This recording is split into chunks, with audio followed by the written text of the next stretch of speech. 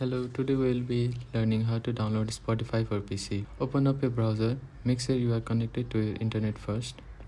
Then type in Spotify for PC or go to the link which I have given in description below.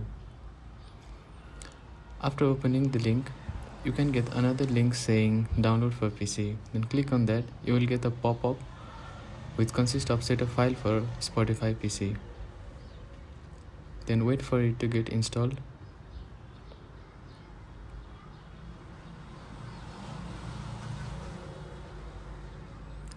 After installation, you need to log in to your Spotify account, which I have already created.